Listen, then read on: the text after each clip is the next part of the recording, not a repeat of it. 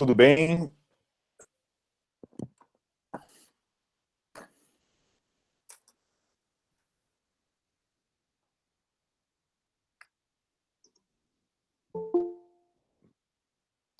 A gente dá um tempinho, Vera, enquanto o pessoal está entrando aí na sala e tal, mas logo mais já vamos começando. Esse é mais um encontro do nosso clube de leitura de literatura israelense, que hoje a gente tem um livro diferente aí daqueles que a gente tem pautado, é um livro de não ficção. Como é que a gente vai fazer? Thelma, você quer dar uma palavrinha? Quer falar um pouquinho aí antes da gente... Dá uma fala para a gente ir tocando aqui. Boa noite, pessoal. Vamos esperar o pessoal ir entrando.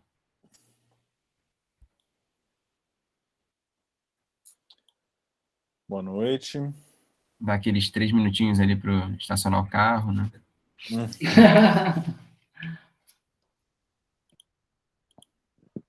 São Paulo tá um friozinho aqui. A gente às vezes faz um boletim meteorológico aí no chat, quem quiser comentar onde está e como é que tá o clima. Aqui tá um clima de tomar um capelete em brodo, que vai ser o prato aqui da noite.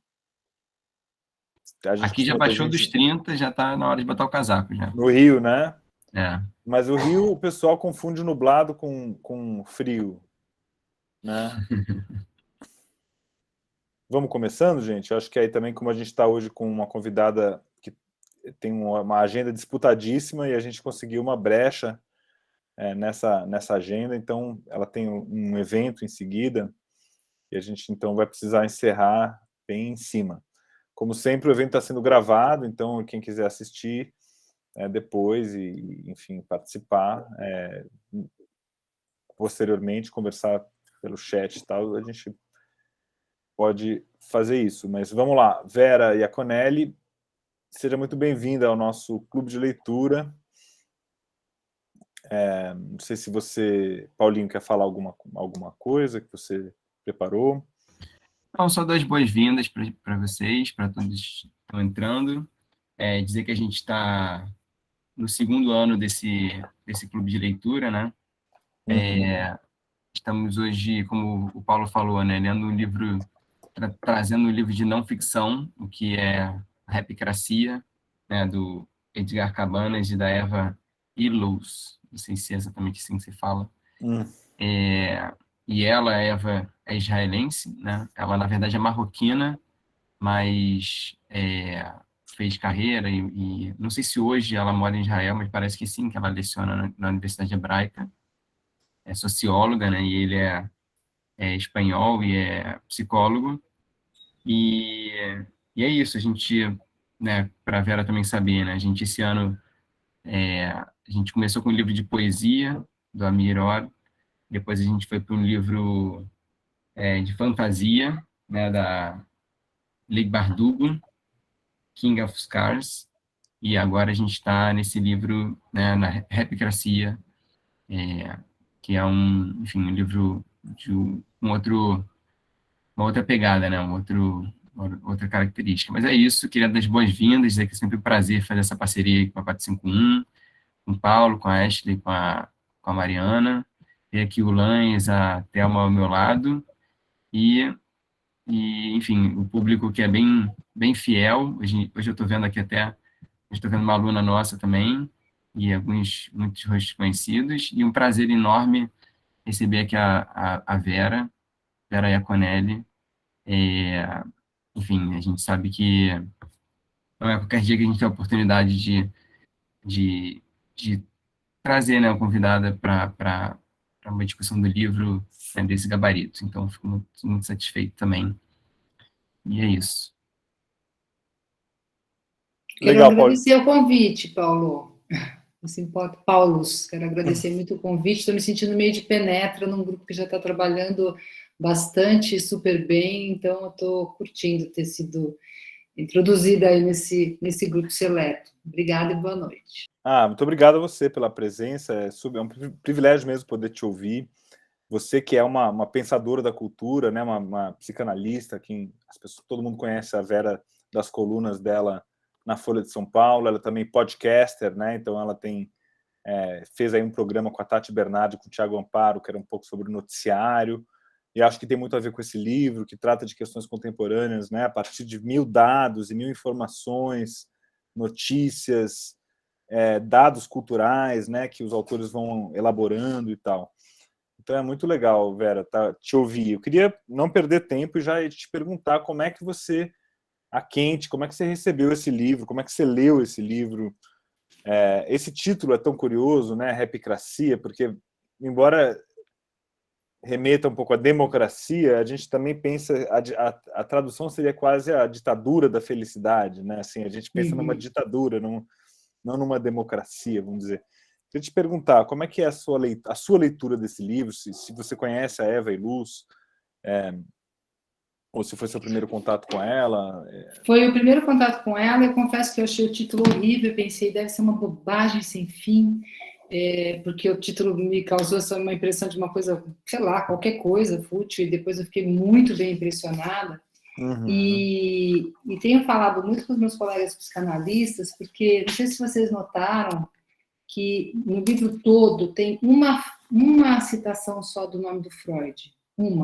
É uma frase, na qual ele fala sobre, bom, o inconsciente não está sendo computado aqui, como uma falta, né, que deveria estar, mas é incrível ele poder fazer um trabalho tão bacana como psicólogo e me interessar tanto como psicanalista por um livro que não cita o Freud, e ele tem esse mérito mesmo, porque ele tem uma questão para discutir aqui que não deixa nada a desejar para os trabalhos psicanalíticos, né? Então, isso para mim me interessa muito a interface dos saberes, me interessa muito sociologia, antropologia, história, sempre acho que não dá para a gente pensar o sujeito sem levar em consideração esse pano de fundo histórico, é extremamente ideológico você subtrair, né, o sujeito da cultura, do tempo dele, enfim, então foi um encontro muito feliz, brincando aqui um pouco com o rap, mas foi um encontro feliz esse livro, porque eu pensei, lá vem livrinho bobo. Adorei, tanto que me dispus mesmo a fazer a orelha a partir desse bom encontro, né, com esse texto. Legal, é muito necessário, né, você ter livros assim de divulgação, vamos supor, que consigam mobilizar conceitos a partir de coisas da vida real, vamos dizer assim, né, que não fiquem presos a uma teoria, né? Não sei se você achou que ela vai muito para o concreto, né? Ela está sempre falando de dados, de fenômenos, um filme, uma entrevista. Aí ela fala tal coisa que aconteceu no Walt Disney, não sei aqui, em Orlando, quer dizer, todos os dados da realidade importam, né? É muito de semiótica, parece assim, às vezes Humberto Eco, naqueles textos dele sobre a Disney, sobre esse tipo de coisa, né? O Freud aparece uma vez só. Eu achei engraçado que Israel aparece uma vez só, né? Que já que a gente está aqui no Clube de Literatura Israelense, eu fui procurar essa palavra para ver, será que ela se preocupa com Israel? E a frase em que ela fala de Israel poderia se aplicar ao Brasil. Ela fala assim, Israel é um estado que está em permanente conflito, mas onde se registra um dos maiores índices de felicidade do mundo. Que no Brasil também se verifica isso, né? Essas pesquisas de felicidade no Brasil sempre são altíssimas, apesar de tudo que a gente passa por aqui. É sintomático, né? Essas presenças tão pontuais, assim, né? Eu posso comentar, Paulo? Por favor, vai. Então, assim, a primeira coisa que eu acho, assim, tem uma questão que você colocou, passando aí, que é, bom, como é que a gente faz um texto que chegue para as pessoas, que não seja um fechamento acadêmico? Isso tem sido um problema importante para quem está na academia, porque é ótimo que os textos acadêmicos circulem na academia para você ter aqueles tijolinhos necessários para uma pesquisa, né? São tijolinhos ali de pesquisadores que você está falando uma linguagem hermética e que você vai usar para continuar produzindo conhecimento. Mas o que a gente vê, e até tem efeitos políticos importantes, é como a academia foi virando as costas para o cidadão comum e se especializando de um jeito tão terrível que você só entende da tua praia, você não consegue conversar com o saber que se produz na academia. Então, ter textos que possam explicar, numa linguagem acessível, conceitos rigorosos e bem embasados para as pessoas, eu acho hoje uma questão ética, uma questão que a gente tem que começar a a pensar sem abrir mão do rigor, né, e que sejam textos que possam produzir diálogo, né, que eles possam ser criticados, que eles possam ser pensados. Então, isso tem sido esse apartamento, né, entre academia e o leigo, né, tem efeitos nefastos na sociedade, né, onde as pessoas não falam, já que você não está falando a minha língua, eu também não quero conversar, né, então, e dane-se, terra é plana e vamos que vamos. Então, são coisas que a gente precisa começar a pensar. Isso eu acho que é uma primeira coisa que você traz. Gosto muito dos dois tipos de trabalho. Um trabalho que seja bem uma conversa ali entre pares, ok, eu acho que faz parte, mas também que produza algumas coisas para fora, né? E acho que esse tema que você traz, né, porque afinal países que estão passando por situações tão difíceis, ameaça a integridade física de todos nós, né, que a gente sabe que tem aqui e em Israel também esses riscos iminentes, essas pessoas podem responder que se sentem felizes, que é a grande problemática do livro, que ele vai dizer, bom, no fim das contas, nem se definiu o que se chama felicidade aqui. O conceito que seria a base de tudo que tem sido feito aí, e justificado pesquisas, e dinheiro para pesquisas, e políticas públicas, não foi nem depurado, né? Então, como que a gente não sabe se tem uma base comum do que a gente está chamando de felicidade? E aí tem um truquezinho, né? Acho que a gente podia até discutir, afinal, que uso que se faz desse conceito, que não é nenhum conceito, para coisas bem nefastas, a tal da felicidade, né? Que uso que se faz. Se você pegar uma pessoa, qualquer um de nós, e perguntar, bom, você é feliz? Muita gente que vive uma vida que você diz que fala, não, a vida dessa pessoa está muito péssima. Vai poder se dizer, eu sou feliz, mas estou passando por um momento ruim, mas eu sou feliz, eu sou grato por ter um corpo, por ter saúde, por estar vivo, por ter filhos, por ter um amor, por ter um trabalho. Em algum lugar você responderia, bom, não dá para dizer que eu sou uma pessoa infeliz, que soa assim como quase uma condenação. Então eu sou feliz. Escuta, mas você está com um emprego ruim, você trabalha vulnerabilizado, o teu emprego, você trabalha no Uber, você não tem casa própria, um monte de questões que você poderia dizer, nossa, não, mas isso não interessa, porque no fundo, nesse contato íntimo com você, talvez você se diga feliz. Então, como a gente pode usar esse conceito, não conceito, eu diria, para pensar políticas públicas, por exemplo, que é um dos grandes dilemas que eles trazem aqui, né? Pois é, e na verdade essa é um ideal que é inalcançável, né? Eu estava pensando aqui numa estação do Guimarães Rosa, estava até procurando enquanto você falava, que tem um conto dele que fala assim, foram infelizes e felizes misturadamente. É um pouco isso que é a realidade nossa, né? Assim, a gente tem uma mistura dentro de um mesmo dia, dentro de um mesmo ano, desse sentimento misturado, que nunca está puramente identificado, né? Sou feliz, não sou feliz, né? E essa questão do didatismo, eu queria completar, só que o próprio Freud se preocupou com isso, né, Vera? Você que sabe que ele se esmerou em escrever bem, em ser didático, em não se confundir com charlatão, em ser compreendido. Tanto que as expressões que ele criou viraram até expressão de mesa de bar, né? Do tipo, é um ressentido, ou então a coisa do, como é que fala? Recalcado, inconsciente coletivo, o superego, são coisas que, né, numa mesa de bar, virou já quase cultura popular, né? Psicanálise de boteco, como se dizia antigamente, né? Histérica, recalcada, ato falho, lapso, né? Exato. Falando nisso, eu queria já me desculpar de antemão por qualquer ato falho aqui, não tudo que eu não disser pode ser usado contra mim, é isso. Paulinho, né? O inconsciente ele não se desculpa, ele assume. Fala, tá na conta. Isso é eu também. Isso é eu também. Certo. Então estamos juntos aqui, todos inteiros. Que mais, hein? Uma coisa que me impressionou muito na leitura do livro é uma coisa que é quase óbvia, mas que os autores sistematizam, que é assim, essa economia da felicidade das grandes empresas que, né, a literatura da psicologia comportamental, né, que é o que baseia as redes sociais e esses livros tipo de gestão empresarial também ligados a essas ideias de ideais de felicidade.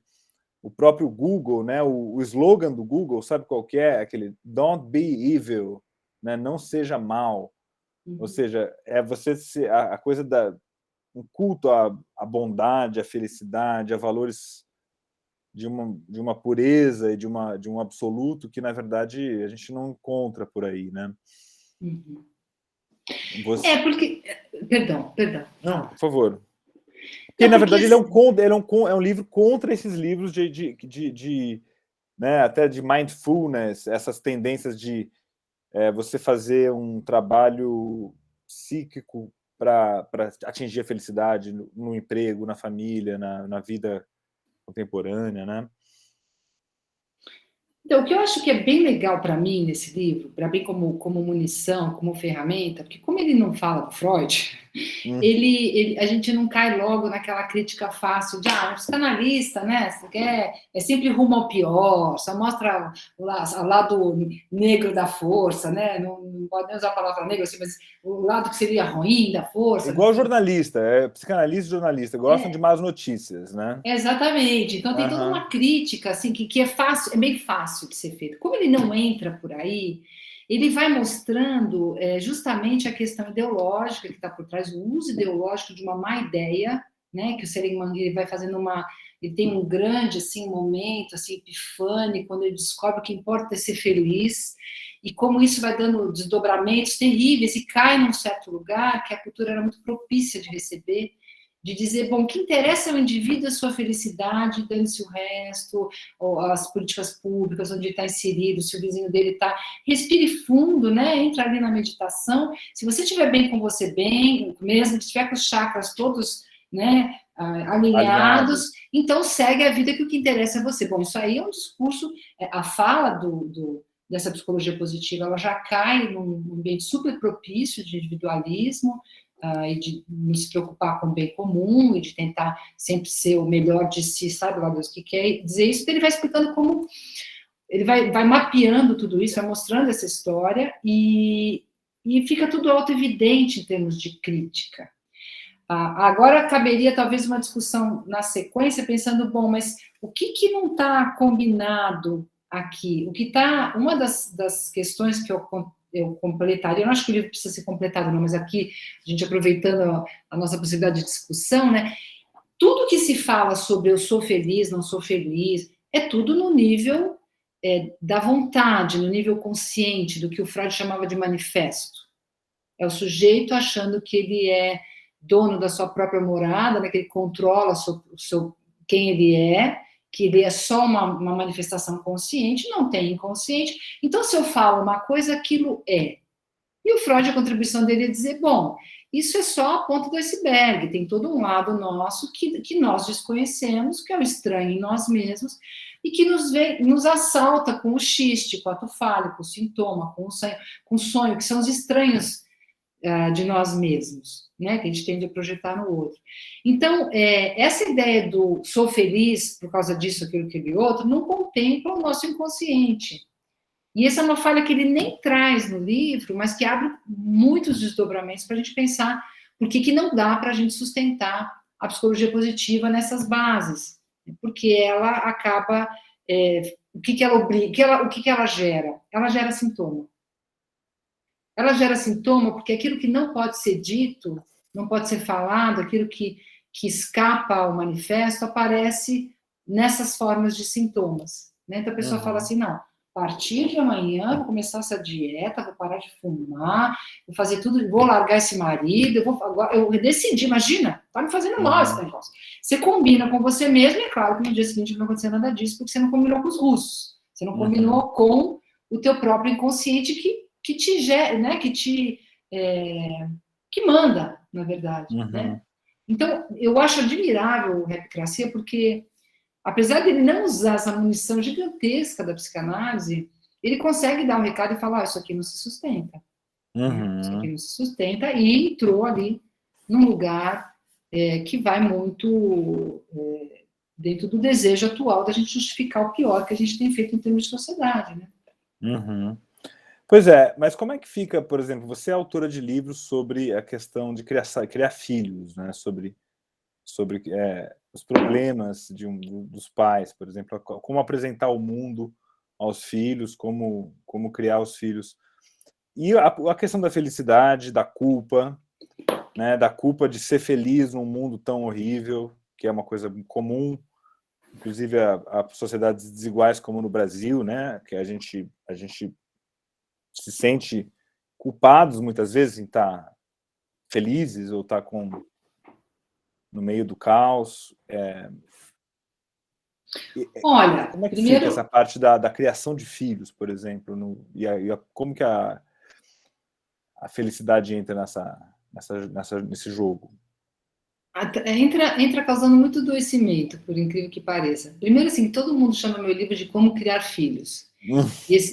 Só que não Desculpa, eu estou citando viu? aqui sem ter lido o livro. Não, Paulo, isso assim é só 100% das vezes, tá? Tipo assim, porque... Então, o livro é sobre como a gente não sabe como. A gente cria os filhos e seja o que Deus quiser, né? Para quem acredita em Deus. De resto é isso. Então, como não tem, a fórmula não tem. Mas todo mundo chama, como criar filhos, porque é uma demanda nossa de respostas, né? E eu acho que a psicologia positiva, ela vai bem neste lugar de uma angústia dos pais, de uma geração de pais angustiados, desautorizados, vulnerabilizados e que vão tentando encontrar manuais, né? Então, e vão buscando esses manuais e vão contratando especialistas e consumindo produtos que dariam a resposta, né? E eu brinco, assim, é óbvio, né, que os pais, toda geração de pais precisa ter um projeto para os filhos. E os filhos precisam resolver o que eles fazem com esse projeto, mas é inescapável que os pais, estruturalmente, é necessário que os pais desejem alguma coisa para os filhos. E os filhos vão falar, olha, lindo, mas não vai ser isso. E os pais aguentarem narcisicamente o gap entre o sonho que eles tinham de um engenheiro, de um filho heterossexual, um filho que tivesse filhos, qualquer coisa tá valendo. Advogado de direitos humanos. X, né? E que a pessoa... que a criança, adolescente, jovem, diga assim, nossa, que lindo que você tem um projeto para mim, só que não. E o pai, a mãe, né, o cuidador, falem, a gente aguenta que não. Eu acho que esse seria o mundo ideal. Não é um mundo onde os pais desejam que o filho faça isso ou aquilo, mas que eles sustentem que entre aquilo que eles desejaram, que é necessário, a resposta do filho tenha um espaço.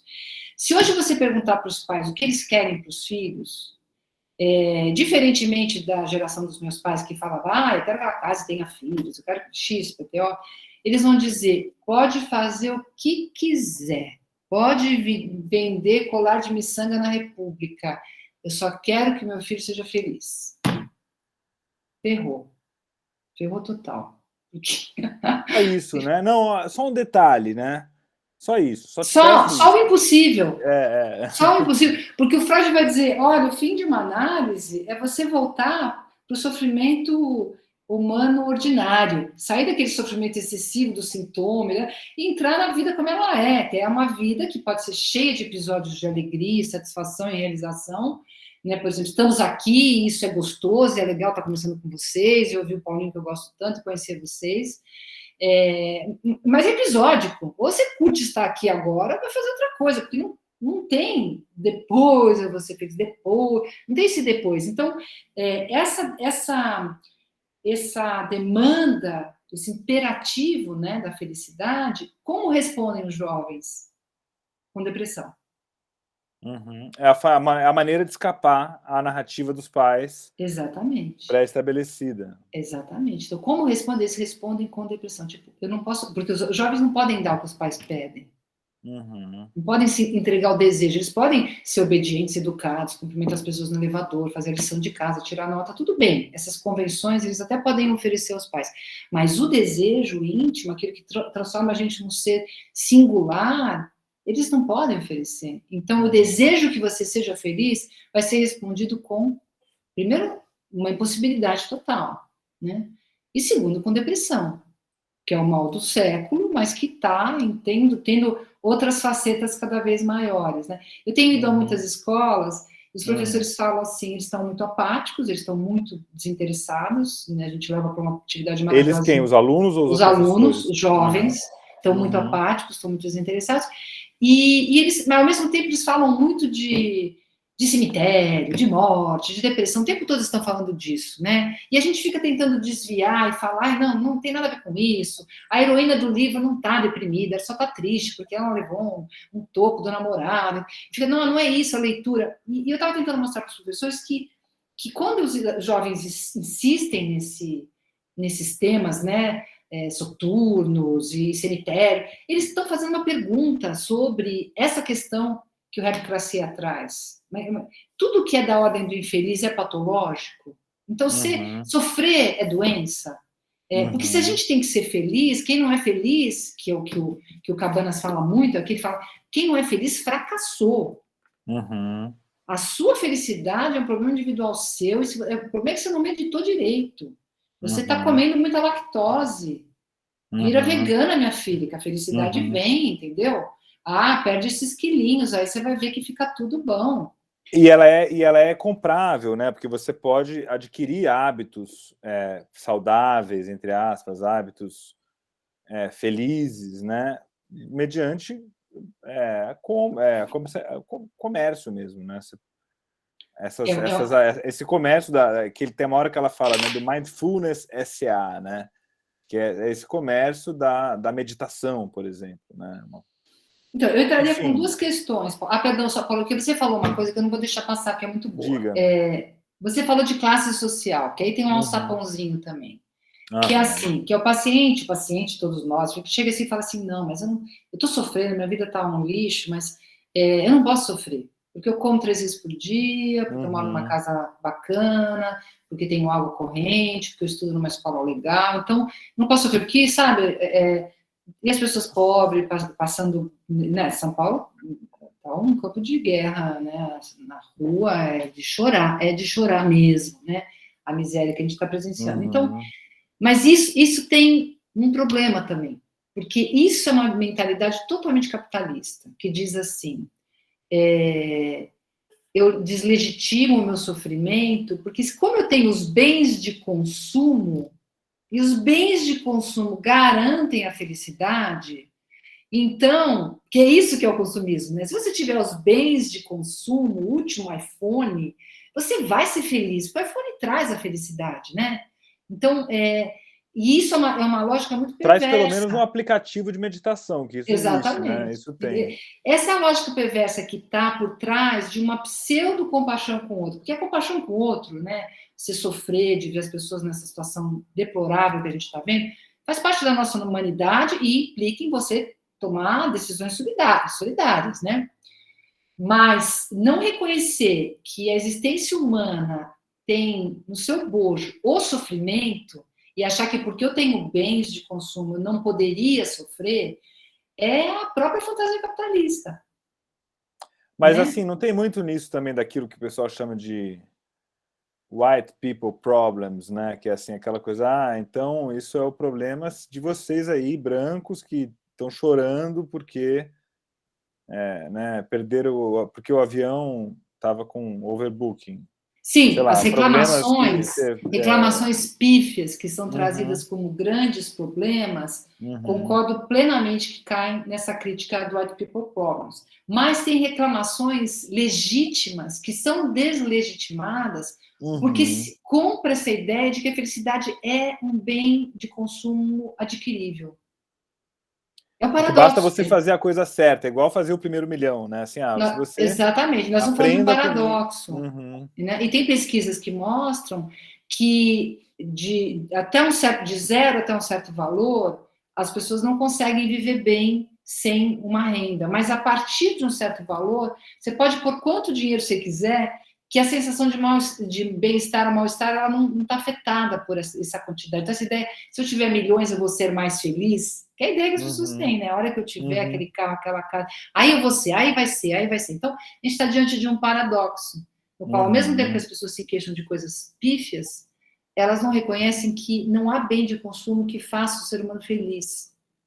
Né? Então, a gente está entre mundos aí, né? Você falou mais uma coisa, mas eu não anotei. Eu não sei, mas assim, tem esse aspecto de classe que você falou, mas também tem um aspecto histórico, né? Por exemplo, pensando até na questão do judaísmo, né? Que tem a ver com a questão da literatura israelense a literatura israelense não é a mesma coisa que a literatura judaica, mas elas têm conexões, vasos comunicantes, e a própria psicanálise também se alimenta muito do que várias questões culturais que vêm do judaísmo, né? A culpa também das populações que sobreviveram, né, por exemplo, ao Holocausto, e foram parar em sociedades prósperas, né? Aí estamos falando do Brasil aqui, por exemplo, dos meus amigos judeus de São Paulo, ou do pessoal de Nova York, quer dizer, o pessoal que prosperou depois de ver a família inteira ser dizimada. Isso traz essa culpa enorme, né, muitas vezes também, e gera livros, às vezes, até divertidos, que nem aquele Complexo de Portnoy, que é uma grande sessão de psicanálise de um cara que está se consumindo na sua busca por felicidade via sexo, né, mas que é impossível de saciar, e que o sexo o próprio desejo sexual, é uma angústia e um sofrimento, no final das contas, para ele, né? Então, desculpe se eu estou misturando coisas demais, mas o próprio Maus, né, o do Art Spiegelman, também fala disso, o cara que é cartunista e vê o pai dele se transformar num velho esquisito em Nova York. A gente culpa, tem que, né? a gente tem que tomar um pouco de cuidado, porque assim, o sofrimento, a compaixão, a solidariedade, eles são fundamentais. Né? Como se A diz empatia são fundamentais, né? E a culpa, em até certa medida, como responsabilização do que a gente já fez ou deixou de fazer, também faz parte da possibilidade de reconhecimento de atos antiéticos, de atos incorretos. A culpa, as pessoas sem culpa, não tem nada de mais, a culpa é importante, ela não é patológica, ela pode se tornar patológica, né? Mas ela é importante porque significa que eu consigo me colocar no lugar do outro, consigo reconhecer minha participação. Pessoas sem culpa são psicopatas, né?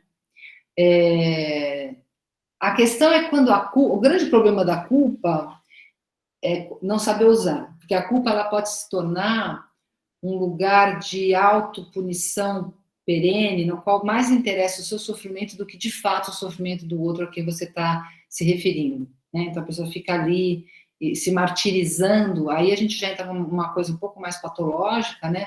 E muito autorreferida, muito centrada, então o culpado, ele fica ali se vilipendiando o tempo todo, e não tem nada de produtivo nisso. Então, se a culpa pode ser um motor que nos faça voltar para o outro, bom, eu não vou poder salvar quem já foi, mas talvez eu possa usar essa minha compaixão, essa minha solidariedade, esse meu sofrimento para evitar, que eu acho que é o grande movimento do judaísmo, é um movimento de lembrar, de fazer as próximas gerações lembrarem para evitar a repetição, né? Porque senão a gente ficaria o quê? A gente ficaria eternamente chorando as perdas. Isso não ajuda ninguém, isso é só para a psicanálise, mais uma forma de gozo mortífero, né? No qual você fica ali se vilipendiando, e na verdade, se a culpa te mobiliza no sentido do reconhecimento do outro, da empatia, aí você pode produzir uma coisa que a gente não faz para as gerações anteriores, a gente faz para as próximas gerações, né? É sempre o que a gente oferece para frente,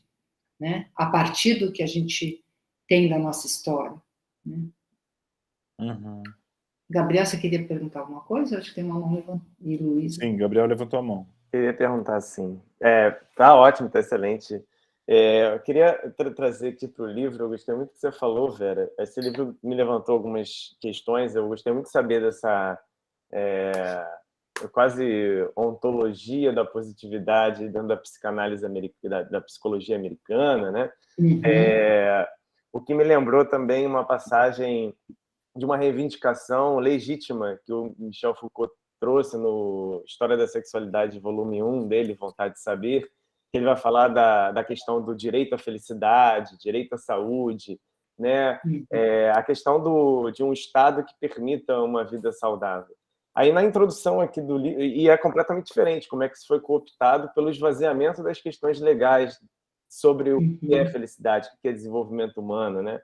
É como se fosse uma face esvaziada de um discurso legítimo que correu em paralelo nos anos 80, né? E aí, nos anos 90, eu acho que talvez muito pautado nesse grupo de psicólogos americanos, se espraiou, né, pelo mundo todo de forma diferente. Aí, na página 20 e na página 21, eu gosto de trazer o livro, Vera. Dá na introdução aqui que vai fazer Aqui. uma consideração sociológica. Eu queria levantar esse tema, porque eu acho que dá um bom pano para manga. Ele fala que no início da página 20, no segundo parágrafo, que a segunda consideração é sociológica, que está fazendo as considerações. Sem levar em conta o mérito dessa ciência como disciplina científica, é essencial interrogar e examinar quais agentes sociais consideram útil a noção de felicidade, né? Quem interessa isso? Quais os interesses e os interessados nesses pressupostos ideológicos e quais as consequências econômicas e políticas de sua implementação generalizada?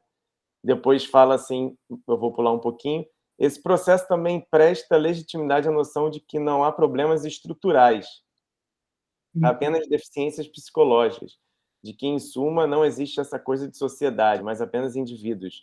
Para citar a frase da Margaret Thatcher, inspirada em Friedrich Hayek, "There is no such thing as society".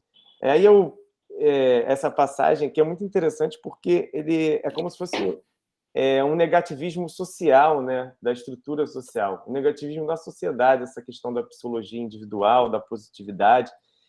Na página 21, o livro começa analisando o filme Em Busca da Felicidade, Pursuit of Happiness, do Will Smith, que esse filme, a análise desse filme também analisa o próprio Will Smith, que acaba casando muito com os eventos recentes, né, do que aconteceu com Will Smith no Oscar, e vai falar desses perseguidores da felicidade, hipocondríacos, onde vai falar que o mercado prospera em meio à normativização dessa obsessão com a saúde mental e física. E aí aconteceu aquilo que todos nós vemos com o Will Smith no Oscar, né? E eu lembrei muito do comentário do Almodóvar sobre o discurso do Will Smith ao ganhar o Oscar. O Almodóvar falou que achou o discurso dele fanatista, né? Fanático demais, né? Falando sobre o amor, beirava o fanatismo. E o Almodóvar não tinha sido muito bem interpretado com esse discurso, porque na época as pessoas ainda estavam tomando decisão do que era aquilo que estava acontecendo. E aí, por esse livro aqui, me deu uma luz do que o Almodóvar estava falando. Eu acho que é um fanatismo em busca desse amor puro, dessa felicidade, dessa coisa inalcançável. E aí, logo depois, eu também lembro da carta do Will Smith falando que ele é work in progress, né? Que é algo que, na verdade, é um desejo, como você falou, que você não tem como você ter uma resposta.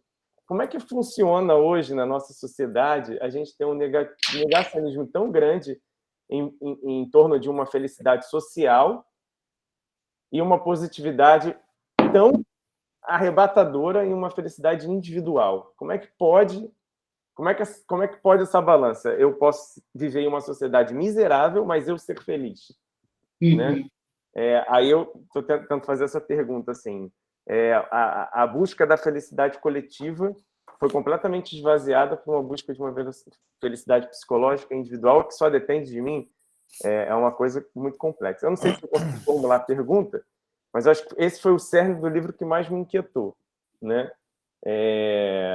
Que o Will Smith sintetiza isso muito bem, infelizmente, né? Porque ele acabou sendo o personagem que ele acabou interpretando, né? Na história recente da vida dele, né?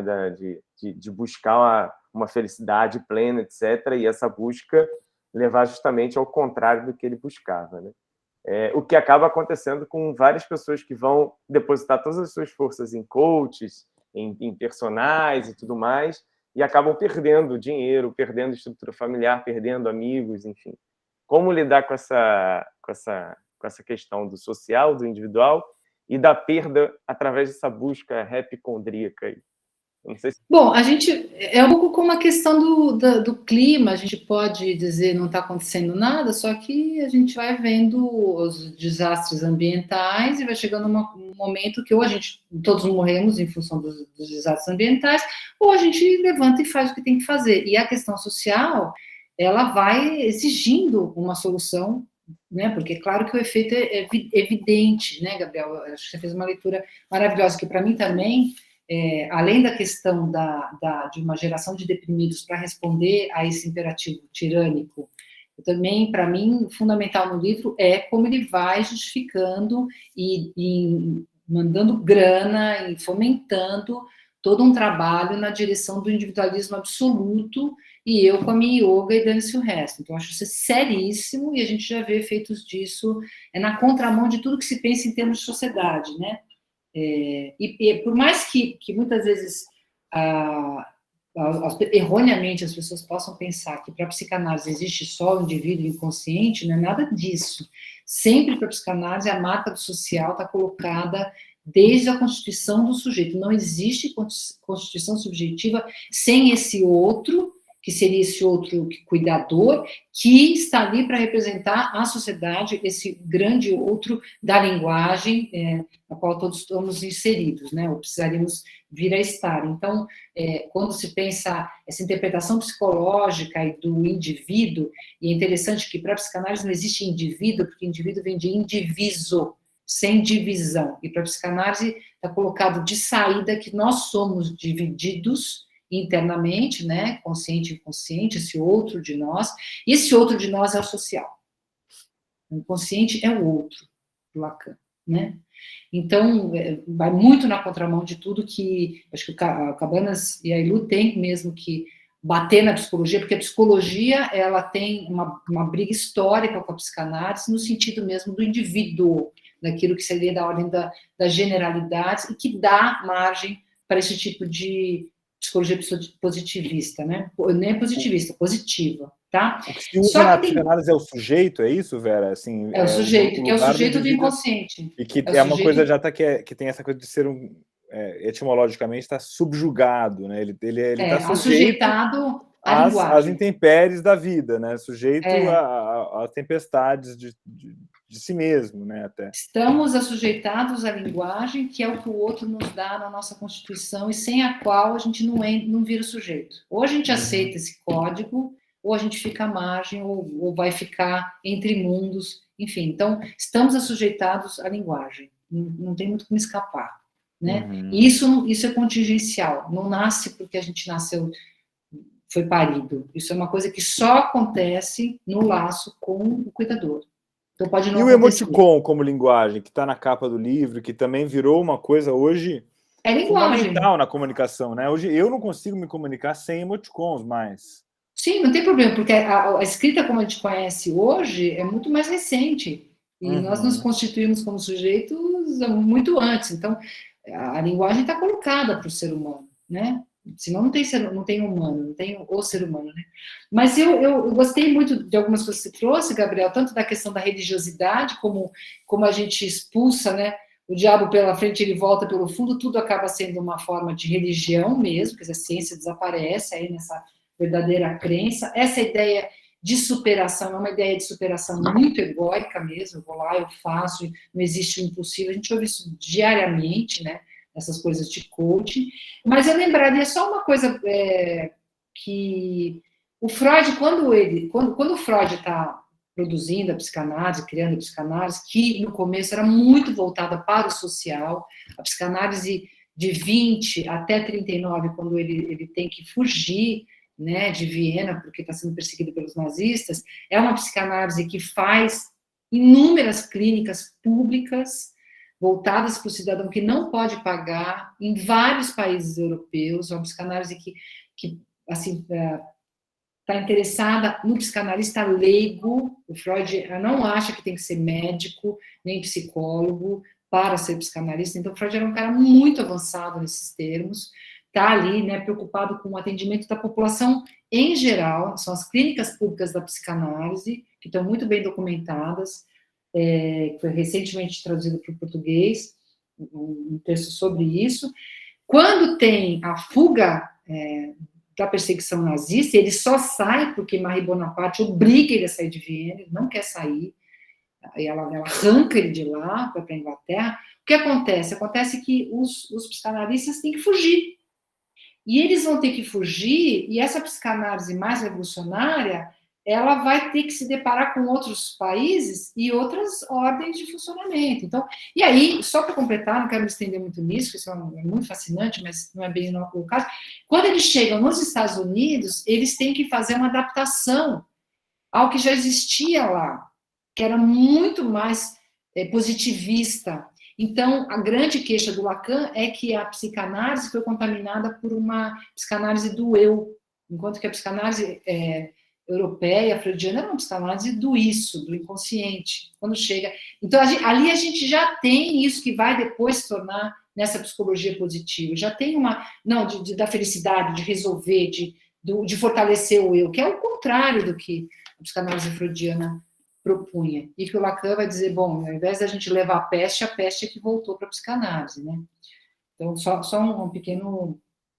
Legal isso, Vera. Eu vou aproveitar até para fazer um jabá aqui da 451, que a gente está nessa edição de agora sobre psicanálise, a capa sobre a luta antimanicomial, e a gente fez uma entrevista lá com o organizador do livro sobre o Frantz Fanon, que é esse grande psicanalista, meio, na verdade, psiquiatra, né?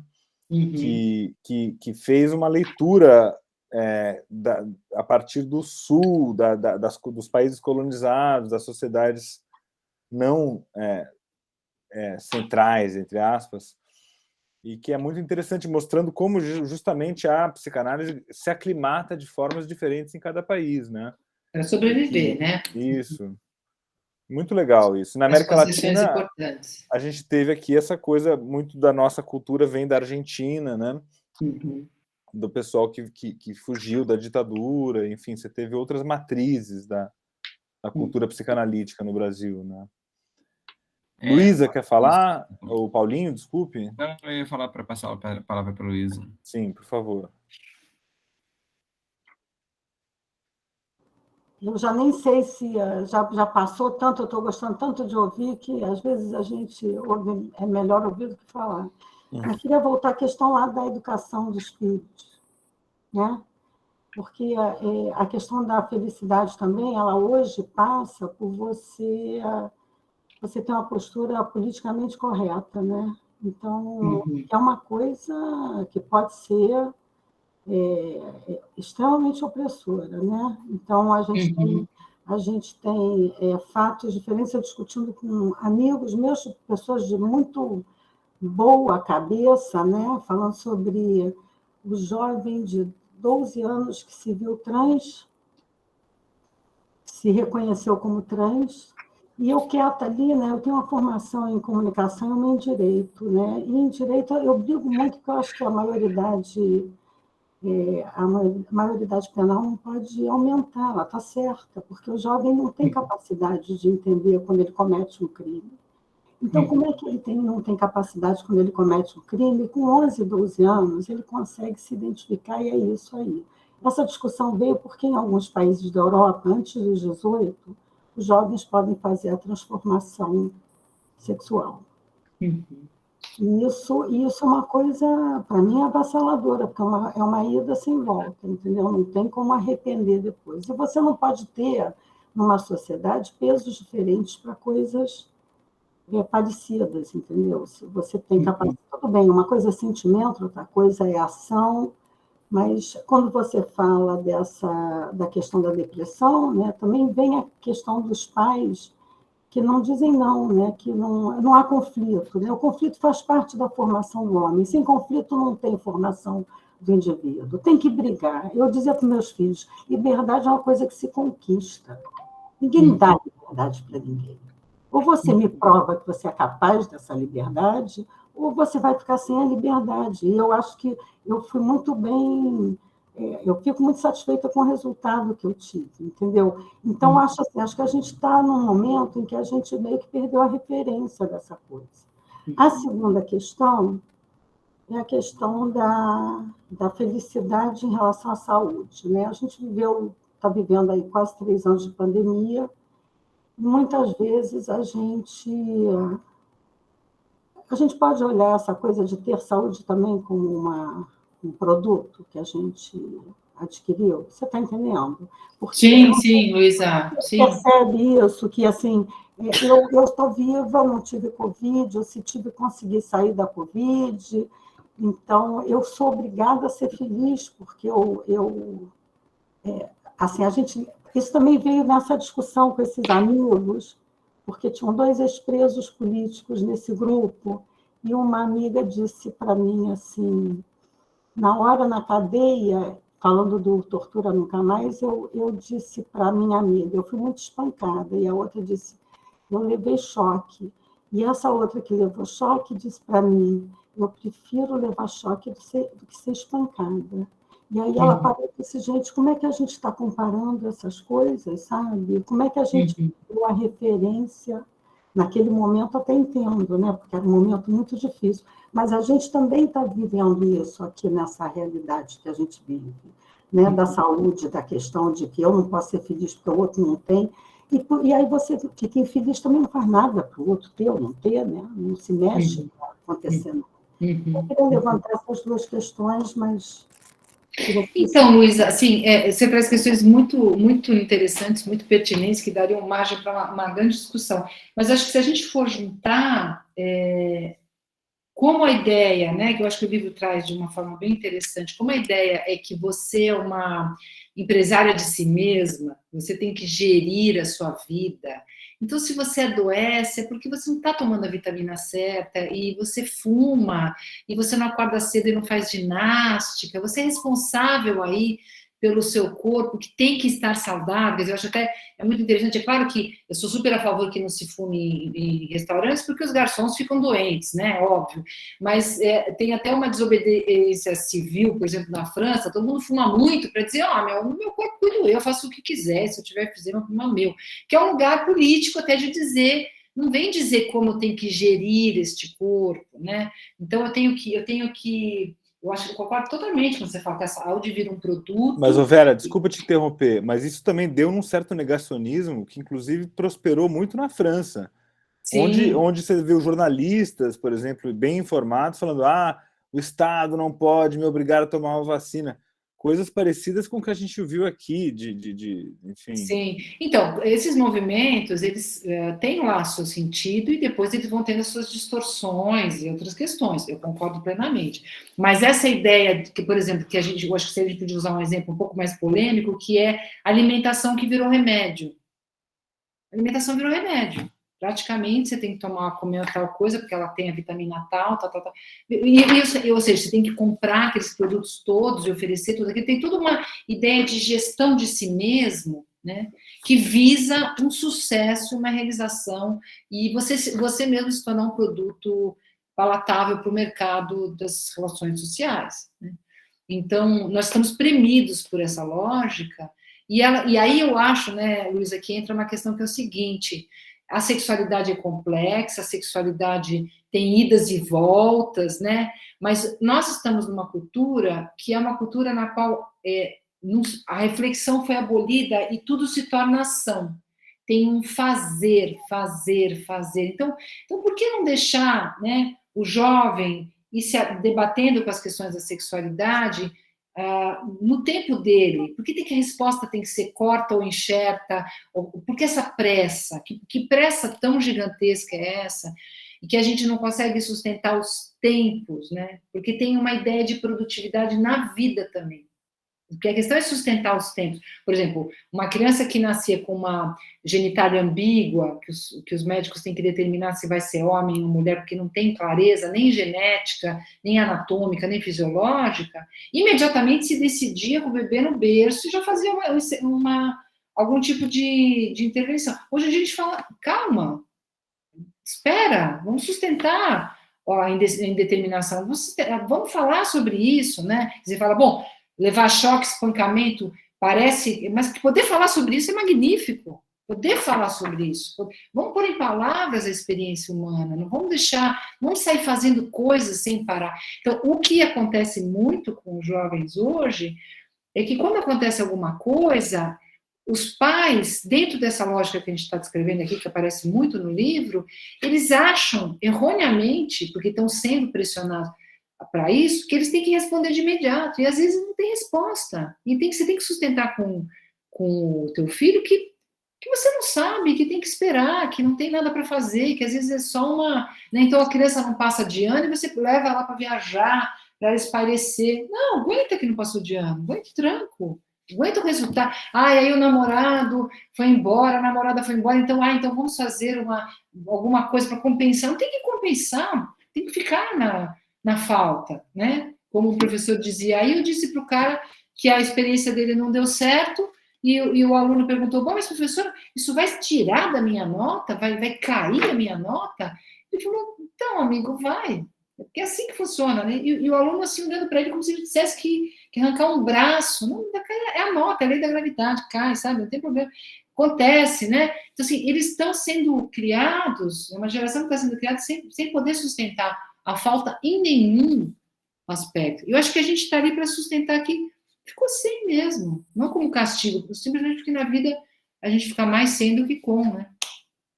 Bom, não sei, eu acho que você trouxe muita coisa, Luísa, não consegui dar conta, vou te deixar um pouco na falta também. Mas eu gostei disso. A Luísa foi densa na coisa dela, né? Realmente ela. Eu que agradeço ela a sua fala, Luísa. Gostei muito desse tempo. O Paulinho vai falar agora, mas eu queria só, porque é uma coisa muito rápida. Eu estou vendo aquela série This Is Us, que eu acho maravilhosa, está no final, né? E ontem eu vi um episódio, anteontem, eu vi um episódio que tem um episódio que conta sobre a história de um personagem periférico, e aí ele conta de uma pergunta que ele faz ao pai, e aí o pai responde assim: não sei responder, mas é uma boa pergunta. Me pergunta depois. E aí eu achei, e aí isso volta no episódio, ele faz isso, ele joga isso. Eu não sei te responder isso agora, mas é uma boa pergunta. Me pergunta depois. Essa questão, né, de você, por que responder agora? Realmente assume o que você não sabe, né? Guarda aquela pergunta, me pergunta depois, e aí a gente descobre o que vai acontecer. Vai, Paulinho. Eu vou tentar organizar um pouco o pensamento, mas eu queria puxar disso também do tempo, né? Porque no final do livro tem uma citação do Júlio Cortázar, ele fala sobre o tempo, né? E ele faz uma comparação, né, com um relógio, né? Que na verdade quando você ganha um relógio de presente, na verdade você está sendo dado ao relógio, né? Você está sendo presenteado, porque agora você vai ser controlado pelo relógio, que a felicidade é um pouco isso, né? Que esse discurso da felicidade, né, da psicologia positiva, na verdade, a gente está sendo entregue de bandeja para alguma coisa que vai dizer né, como que a gente tem que estar feliz, de que maneira, mas esse é o imperativo, né, da felicidade.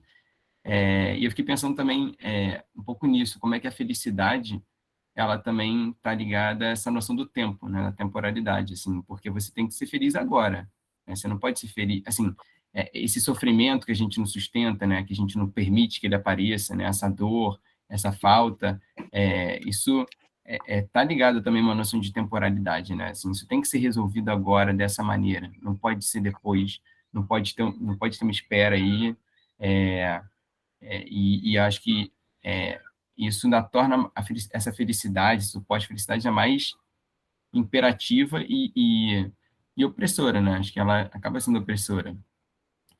E eu também fiquei pensando um pouco, Vera, quando você falou no começo, lá no começo do Freud, né? O primeiro texto, a primeira coisa que me veio à cabeça do Freud foi o mal-estar na civilização, né? Como que ele disse lá atrás que essa felicidade completa, né, essa satisfação completa, ela é impossível, né, da ordem do impossível. A gente não vai conseguir alcançar isso. Apesar disso, né, eu acho que a gente vê esse discurso da felicidade, ele permear também o meio acadêmico, né, o meio científico, assim, o pseudocientífico, sei lá. E por isso que o primeiro capítulo eu também achei muito interessante, como que, na verdade, a gente vê que não é em busca de uma resposta científica, na verdade, né? Essa felicidade não vem como uma pergunta científica, como ser feliz, né? É possível ser feliz? Ela vem ela já vem patrocinada, né? A gente precisa disso aqui, né? Então, transforme isso em ciência. Enfim, um pouco uma pergunta que vem é como é possível lidar com essa pseudociência, com esse discurso que vem, que entra, né, na academia, entra nas escolas e, enfim, tá aí na sociedade. Eu me sinto às vezes, a gente fica tentando explicar, assim, parecendo um papel também meio arrogante, tentar explicar alguma coisa que não, enfim, que está entendido de outra maneira, sabe? Não sei se eu fui muito claro. Nossa, você trouxe tanta coisa interessante, Paulo, que Então, primeiro, assim, o que a gente está recolhendo desse imperativo da felicidade é uma apatia gigantesca dessa geração de jovens. Apatia. Por quê? Porque quando você elimina o sofrimento como possibilidade, juntando aí com a fala da Luísa, né? Quer dizer, quando você fala, não, qualquer negócio para esse cara não sofrer, porque ele não pode sofrer, porque a gente tem que ter... a gente está aqui como pais e cuidadores, nós estamos para deixá-lo feliz. Eu estou dizendo que os pais estão submetidos a esse imperativo também, não são um bando de pais monstros, são pais pegos, uma geração totalmente pega por um certo discurso mercadológico, né, que aparece 24/7 em todas as propagandas de tudo, e livros e tudo mais, e nas redes sociais. O que acontece é que a ideia de tirar o sofrimento. Ah, ele não está bem para fazer prova hoje, está sofrendo muito, pede uma substitutiva. Está sofrendo muito com a namorada, toma remédio, cara. Não, essa escola não está boa, você está em conflito com o teu amigo, não está bacana. Muda de escola, quer dizer, vamos eliminar. O que você faz? Que é uma coisa que a gente vê muito na clínica, né? Se a gente elimina o sofrimento, sobra apatia, porque o sofrimento e a felicidade caminham juntos. É música e silêncio, é som e silêncio. Se você só tiver né, você precisa dessa nuance que entra com o silêncio para ouvir a música. Senão não tem música, sem esses intervalos que dizem respeito ao tempo. Então, o que a gente recolhe na supressão do sofrimento é apatia, não é felicidade. É isso que a gente está vendo, é muito evidente. E aí eu acho que entra o tempo em vários sentidos, né? A gente só pode viver isso se a gente for vivendo uma coisa por vez e não... Porque, subjetivamente, a relação com o tempo, que eu acho que é a grande questão de uma análise, porque, afinal, nós temos um tempo finito na nossa existência, numa cultura que acredita que a gente vai ficar para semente, né? Cada vez estão dizendo, então, realmente, você não vai morrer, você não vai morrer, você não vai morrer. Seria péssimo, né? Mas, enfim, a questão é como que a gente pode viver esse tempo, que é sempre um tempo que nos resta, podendo estar minimamente agora. Porque ou a gente está, no passado era bom, porque o aluguel era mais barato, porque eu era mais bonita, então eu estou lá no passado, na melancolia. Lá atrás é que era bom, hoje não interessa. Ou a gente está, não, quando eu chegar lá, e aí eu tiver tal coisa, e aí eu namorar com fulano, e aí eu vou ser feliz, você está na ansiedade. Você está em dois tempos, ou da melancolia, ou da ansiedade. Você não está aqui. E aí tem o truque da felicidade. A felicidade é uma coisa que só acontece no presente. É aqui e agora. É aqui e agora a felicidade. Ou você está ali e usufrui daquilo, ou já foi. Já foi. Já foi. E você vai ficar, eu era feliz naquele momento, mas já numa chave melancólica, né? É claro que você pode ficar lembrando de momentos felizes, mas você está desfrutando agora, não como eu perdi. É agora eu estou desfrutando essa experiência. Ou antecipando uma coisa boa, mas desfrutando agora, não é? Quando eu chegar lá, serei feliz. Eu até posso desfrutar da ideia do que vai acontecer, mas é agora e episódico, né? Então a gente vai entrando o melhor lugar do mundo é aqui e agora, exatamente. E pode ser o pior também, mas você só pode experimentar aquilo que vai fazer contraste com o bom se você estiver presente, que é uma das coisas mais difíceis que a gente tem, né? O Freud, eu fiz umas anotações porque você falou bastante coisa legal, assim, o Freud vai dizer desse momento de satisfação plena, nirvânico, ele se dá em útero, né? Ele antes da vida como a gente conhece. É a morte. E eu lembro sempre de uma frase do Marcelo Mastroianni, que eu nunca mais achei, eu vi num documentário sobre ele, ele falava assim, Roma é maravilhoso, né? Roma é como um útero materno, só dá para viver saindo de dentro dela, não dá para ficar aqui, né? Então, é lindo, só que, a vida... Por quê? Porque a vida, ela se dá no contato com a falta. Porque no momento que surge a falta, que você tem que respirar, que você tem que se haver com tudo que diz respeito a fora do útero, é que nesse tempo, nesse intervalo da falta, é que entra o desejo. Tá? Que é a hora que você fala assim, nossa, eu tô com fome. Não tem uma sonda me alimentando. Eu tô com fome. O que eu quero mesmo?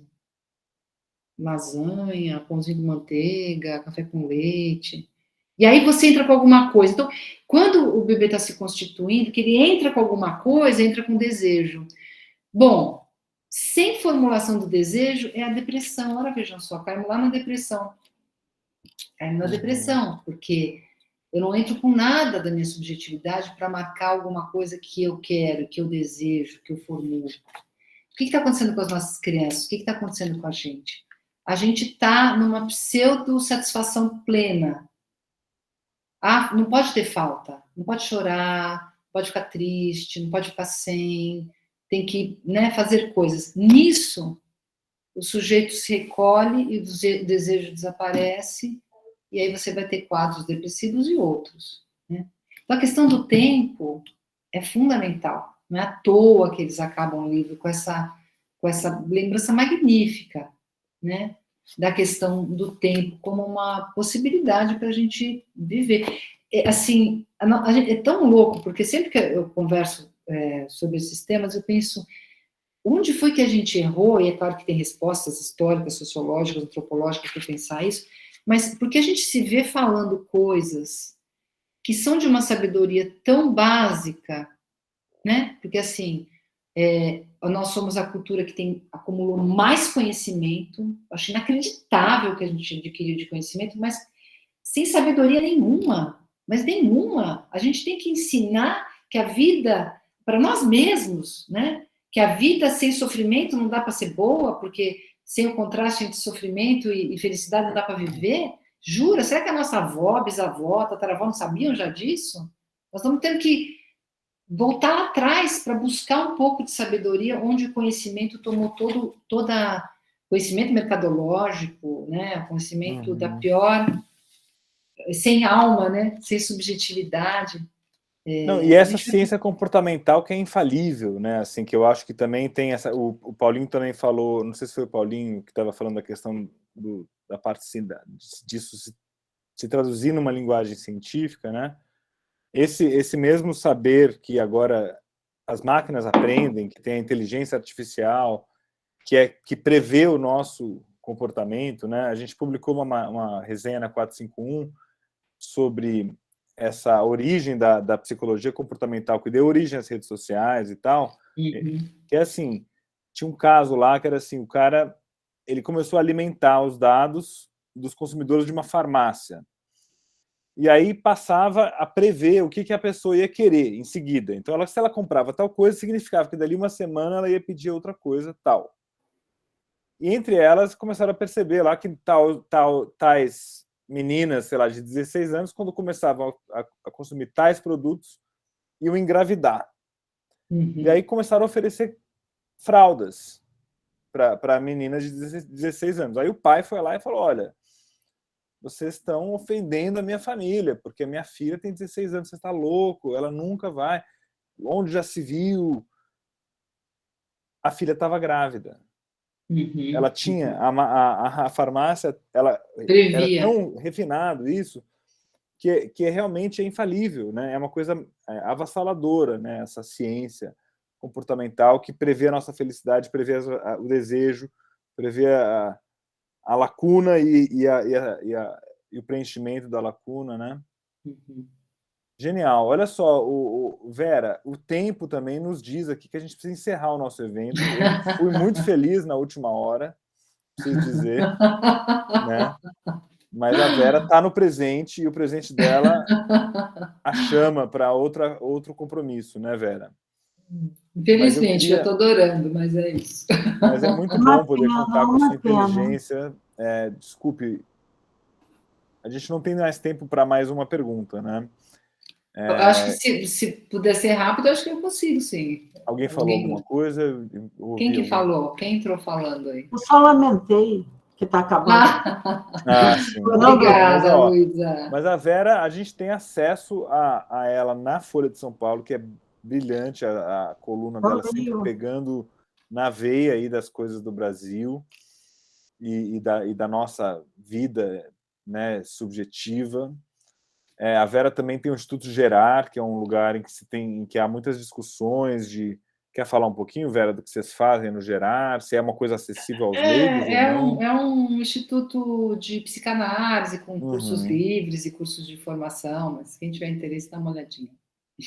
Legal. E muito obrigado, então, pelas suas palavras brilhantes. Eu queria anunciar aqui o nosso próximo livro, que vai ser pautado na primeira segunda-feira do mês de junho, tá? Que vai ser no dia 13/6. E o livro está aqui no chat, para quem quiser pegar. Vai ser Expedição ao Inverno, de Aaron Appelfeld, que é da editora Perspectiva. Também é um ensaio. Então, a gente está entrando agora para um lado mais ensaístico aqui do nosso Clube do Livro. A editora Perspectiva está dando 30% de desconto para os participantes, assim como a Ubu fez. Eu queria agradecer a Ubu também por ter feito isso. Vera, vai lá para o seu compromisso, não quero te reter mais por aqui. Obrigado demais, foi super importante a sua participação. Olha, um romance, perdão, gente, é que esse livro não entrou na minha cota de palpites, é um livro que eu vou descobrir agora na leitura. É um excelente romance. O Alfredo está sinalizando aqui no chat. Obrigado, Alfredo. Gente, muito obrigado. Vera, muito obrigado. E ao pessoal da escola, e todos os participantes, muito obrigado. Paulo, queria agradecer as participações, as falas que praticamente não eram perguntas, mas contribuições muito ricas. Todo mundo que cuidou aí, Ashley, sei que ficou atrás de mim aí cuidando. Agradeço muito o convite. Vi umas carinhas conhecidas, mas não dava para cumprimentar todo mundo. Mas que bom e que alegria estar com vocês. Bacana, feliz de estar com vocês. Obrigado, viu? Don't worry, be happy. Um beijo, tchau, Beijo, tchau. tchau. Beijo, Vera, obrigado. Obrigada. Obrigada, tchau, tchau. Obrigado, pessoal. Beijo. Obrigada, Paulinho. Boas Lanhas. Tchau, tchau. Obrigado. Foi Valeu, ótimo. gente. Até Valeu até pela o presença, próximo encontro. Hanna, Maria e Elis também, alunos da As escola. alunas, foi Isso. pena que elas não participaram. Poderiam ter. Querem falar, de repente, ainda pegar um restinho? Acho que elas já foram. Já foram. Tá bom. Mas Parece Valeu, que gente. passou muito rápido hoje. Eu fiquei com a mão levantada um tempão, mas não consegui. Thelma, desculpa. Não. Passou muito rápido mesmo. Esse papo é bem instigante. Foi rápido, Foi para a gente dobrar o tempo e ainda teria Sim. assunto. Ó, Não, e a gente mal entrou no tema da educação, né, ainda, que acho que dava para fazer mais uma hora ainda, né? Nossa, eu Mas queria ela trouxe muitas luzes, eu acho, também. Sim. Esse novo. Por que não convida? Estou pensando em chamar a Vera para a nossa escola de pais e filhos aí. Vai ser genial. Ela acho que vai trazê-la para um bate-papo assim mais presencial. Vamos ver se a gente consegue. Legal. Tá bom? Beleza, gente. Muitos beijos para vocês. Obrigado, viu? Convido os avós. Convidadíssima, Luísa, sempre. Luísa, convidadíssima, tá bom? Um beijo. Obrigado, Luísa, pelas perguntas, viu? Nada, que isso. Um abraço. Eu que agradeço. Pessoal, é só encerrar aqui que eu encerro tudo, né? Acho que sim. Foi ótimo, né, Paulo? Foi ótimo. Desligar. Minha mãe falou bem da criação dos filhos, né? Então tá ótimo. Tua mãe falou aí? Minha mãe é a Luísa, cara. Tua mãe é a Luísa? Aham. Não sabia, não. Que bacana. Ai. Daqui a pouco a gente conversa, vou fechar. Beleza. Eu vou tentar fechar certo, que da última vez eu só saí e ficou gravando, ficou um negócio gigantesco. Sim. Se alguém ficar online, vai continuar, né? Eu vou tentar primeiro interromper a gravação e depois eu vou fechar tudo. Isso. Interromper a gravação. Valeu, Laís.